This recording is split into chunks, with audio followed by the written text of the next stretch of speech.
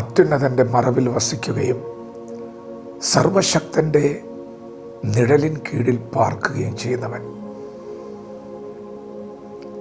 ദൈവത്തെക്കുറിച്ചൊരു സാക്ഷ്യം പറയുകയാണ്. യഹോവ എൻ്റെ സങ്കേതവും എൻ്റെ കോട്ടയും ഞാൻ ആശ്രയിക്കുന്ന എൻ്റെ ദൈവവുമാണ്. പ്രിയപ്പെട്ടവരെ, നിങ്ങൾ അത്യുന്നതൻ്റെ മറവിലേക്ക് വന്നാൽ അത്യുന്നതൻ നിങ്ങളെ മറയ്ക്കും. സർവശക്തൻ്റെ നിഴലിൻ്റെ കീഴിലേക്ക് വന്നാൽ സർവശക്തനായ ദൈവം തൻ്റെ ശക്തിയെ വെളിപ്പെടുത്തും. 91-ാം സങ്കീർത്തനം ദൈവത്തിൻ്റെ പ്രവൃത്തിയെ വർണ്ണിക്കുന്ന സങ്കീർത്തനമാണ്.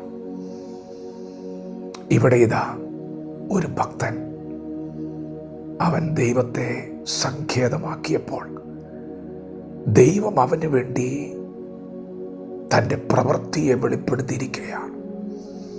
തൂവലുകൾ കൊണ്ടവനെ മറയ്ക്കുന്നു. വേട്ടക്കാരൻ്റെ കെണിയിൽ നിന്നും നാശകരമായ മഹാമാരിയിൽ നിന്നും അവനെ വിടുവിക്കുന്നു. രാത്രിയിലെ ഭയം, പകൽ പറക്കുന്ന അസ്ത്രം, ഇരുട്ടിൽ സഞ്ചരിക്കുന്ന മഹാമാരി, ഉച്ചയ്ക്ക് നശിപ്പിക്കുന്ന സംഹാരം, ഇതിനെ ഒന്നും ഭയപ്പെടാതെ ദൈവം അവനെ മറച്ചിരിക്കുകയാണ്. അവൻ ദൈവത്തിൻ്റെ സന്നിധിയിൽ മറഞ്ഞിരിക്കുമ്പോൾ തന്നെ ദുഷ്ടന്മാർക്ക് വരുന്ന പ്രതിഫലം കണ്ട് ദൈവത്തിൻ്റെ പ്രവൃത്തിയുടെ മഹത്വം അവിടെ വെളിപ്പെടുകയാണ്. പ്രിയപ്പെട്ടവരെ, ദൈവമാണ് നമുക്ക് വേണ്ടി പ്രവർത്തിക്കുന്നത്. നിനക്ക് ശക്തി വേണ്ട. നീ ബലഹീനനാണെങ്കിലും ദൈവത്തിൽ ആശ്രയിക്കുന്ന ബലഹീനനായ നിന്നെപ്പോലെ ശക്തനായ ഒരുവൻ ആരാണ് ഇവിടെ ഉള്ളത്? നിനക്ക് ബലം വേണ്ട. നിനക്ക് ദൈവാശ്രയം മാത്രം മതി. ദൈവം നിന്റെ യുദ്ധങ്ങളെ ഏറ്റെടുക്കും. ഇന്നലകളിൽ നിന്നെ പിന്തുടർന്ന ശത്രു നിലംപരിചാകുന്നത് നിന്റെ കണ്ണുകൊണ്ട് തന്നെ നീ നോക്കിക്കാണും. എന്തു ചെയ്യണം? ദൈവത്തിൻ്റെ മറവിലേക്ക് വരണം. ദൈവത്തിൽ പൂർണ്ണമായി ആശ്രയിക്കണം.